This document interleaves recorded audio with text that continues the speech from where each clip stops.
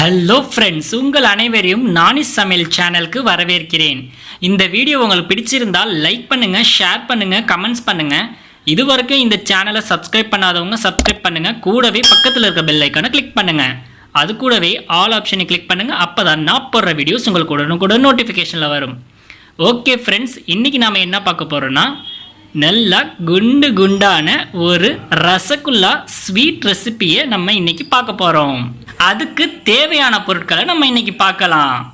இந்த sweet recipe rasgulla செய்யறதுக்கு 3 பொருள் தான் தேவைப்படும். அது என்னன்னு நம்ம பார்க்கலாம். 1 லிட்டர் பால், 2 கப்பு சுகர், தேவையான அளவு தண்ணி. நம்முடைய சுகர் சிரப்பு வாசனையா இருக்கிறதுக்காக நம்ம 3 ஏலக்காவை தட்டி எடுத்துக்கலாம். 1 லிட்டர் எடுத்து வச்சிருக்கிற பாலை சேர்த்துடலாம்.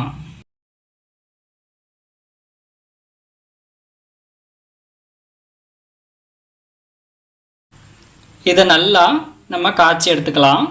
பாருங்க, பால் நல்லா கொதி வந்துருச்சு. இப்போ நம்ம கிளறி விட்டுக்கலாம். நம்ம அடுப்பை சிம்மில் வச்சுட்டு இப்போ வினிகரை 1 டீஸ்பூன் சேர்த்துடலாம். நல்லா மிக்ஸ் பண்ணி விடுங்க. அப்போ தான் நம்மளுக்கு பால் நல்லா தெரிஞ்சு வரும். வினிகர் இல்லைன்னா லெமன் கூட நீங்கள் 1 டீஸ்பூன் நீங்கள் லெமன் சேர்த்தீங்கன்னா பால் நல்லா தெரிஞ்சு வரும். பாருங்க, நம்முடைய பால் நல்லா தெரிஞ்சிருச்சு. ஒரு காட்டன் துணியில் நம்ம இதை வடிகட்டி எடுத்துக்கலாம்.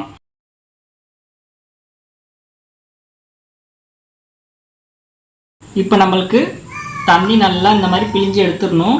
நம்மளுக்கு வெறும் பன்னீர் மட்டும்தான் வரணும். இந்த மாதிரி நம்ம ஃபுல்லாக பிழிஞ்சிட்டு 1 மணி நேரம் இதை நம்ம பைப்பில் நம்ம கட்டி தொங்க விட்டுடலாம். 1 மணி நேரம் ஆயிடுச்சு. இப்போ நம்ம இதை ஒரு பிளேட்டுக்கு மாற்றிக்கலாம். நம்ம பிசைறதுக்கு நல்லா ஈஸியாக இருக்கும். பாருங்க, நம்ம ஒரு பிளேட்டுக்கு மாற்றியாச்சு. மாவு மாதிரி நல்லா பிசைஞ்சு விட்டுக்கலாம்.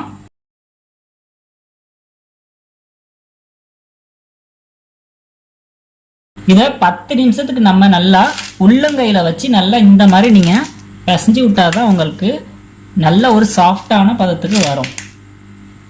இப்போ எவ்வளோ உதிரியாக இருக்குது. அந்த ஃபைனலாக நீங்கள் 10 நிமிஷம் கழித்து பார்த்தீங்கன்னா நல்லா மாவு மாதிரி நம்மளுக்கு சூப்பராக நல்லா சாஃப்டான ஒரு பதத்துக்கு வந்துடும். இப்போ 2 நிமிஷம் ஆயிடுச்சு. நம்மளுக்கு கொஞ்சம் ஒரு சாஃப்டாக வந்திருக்கு. பாருங்கள், முன்னாடி அவ்வளோ உதிரியாக இருந்துச்சு. இப்போ பாருங்கள், நம்மளுக்கு பிடிச்சாலே எவ்வளோ கட்டியாக வருது பாருங்கள்.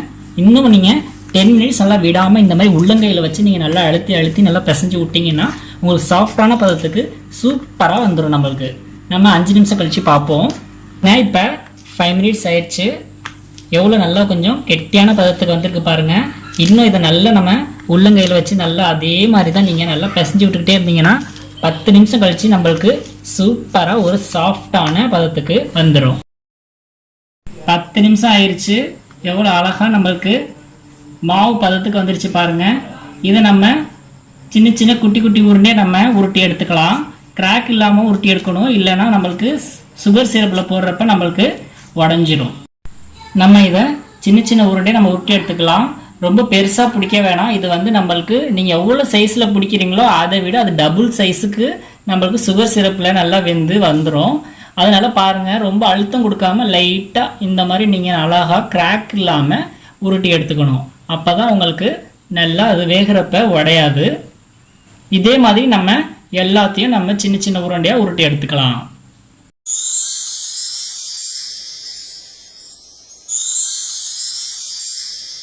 நம்மளுடைய ரசகுல்லாவை குட்டி குட்டி உருண்டையாக நம்ம உருட்டி எடுத்தாச்சு. எவ்வளோ சூப்பராக இருக்குது பாருங்கள் பார்க்கவே. இதை நம்ம இப்போ நம்மளுடைய சுகர் சிரப்பில் நம்ம சேர்த்துடலாம். வாங்க பார்ப்போம். நான் இந்த கப்பில் தான் 2 கப்பு சுகர் எடுத்திருக்கேன். அதே கப்புலேயே நான் 8 கப்பு தண்ணியை அளந்து எடுத்து வச்சுருக்கேன். அதை இப்போ நம்ம சேர்த்துடலாம். இப்போது தண்ணி கொஞ்சம் கொதி வரட்டும். அது முடிக்க நம்ம வெயிட் பண்ணலாம். கொதி வந்ததுக்கப்புறம் நம்ம 2 கப்பு சுகரை சேர்த்துடலாம். நம்மளுடைய தண்ணி நல்லா கொதி வந்துருச்சு.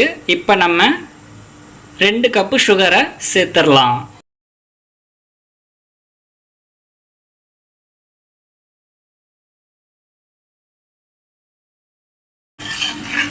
இது நல்லா கரையட்டும்.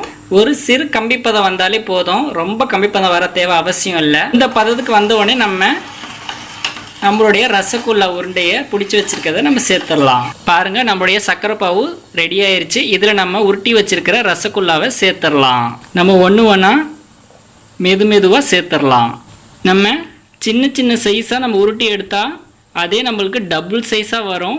அதனால தான் நான் சின்ன சின்ன சைஸாக உருட்டி எடுத்திருக்கேன். உங்களுக்கு பெருசாக வேணும்னா நீங்கள் பெருசாக உருட்டி எடுத்துக்கோங்க. ஃபஸ்ட்டு 5 மினிட்ஸ் நீங்கள் ஹை ஃப்ளேமில் வச்சுக்கோங்க. அப்புறம் 10 மினிட்ஸ் நீங்கள் மீடியம் ஃப்ளேமில் வச்சுக்கோங்க. நான் இப்போ குக்கரை மூடி வச்சு மூடிடுவேன். ஆனால் இதுக்கு விசில் வைக்க வேண்டாம், வெறும் மூடியை மட்டும் தான் நான் மூட போகிறேன். இப்போ 5 நிமிஷம் ஆயிடுச்சு. நம்ம ஓப்பன் பண்ணி பார்க்கலாம். பாருங்கள், நம்ம ரசகுல்லா நல்லா வெந்திருக்கு. இதோட நம்ம தட்டி வச்சிருக்கிற ஏலக்காயை நம்ம சேர்த்துடலாம். கொஞ்சமாக நல்லா நம்ம மிக்ஸ் பண்ணி விட்டுடலாம். பார்த்து மெதுவாக, ரொம்ப ஃபோர்ஸாக கிளற வேண்டாம், நம்மளுடைய உருண்டையெல்லாம் உடஞ்சிரும். ஓகே, இப்போ நம்ம குக்கரை மூடிட்டு 10 நிமிஷம் மிதமான சூட்டில் நம்ம வச்சுருக்கலாம். இப்போ 10 நிமிஷம் ஆயிடுச்சு. நம்ம ஓப்பன் பண்ணி பார்க்கலாம்.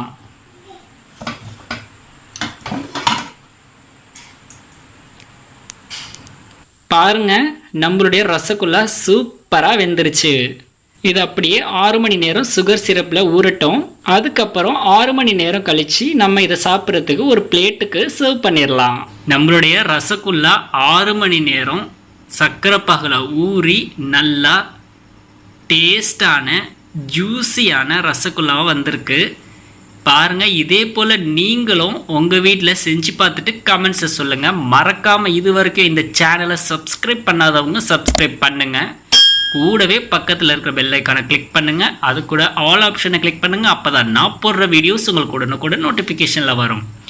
ஓகே ஃப்ரெண்ட்ஸ், இன்னொரு வீடியோவில் நான் உங்களை சந்திக்கிறேன். பாய்.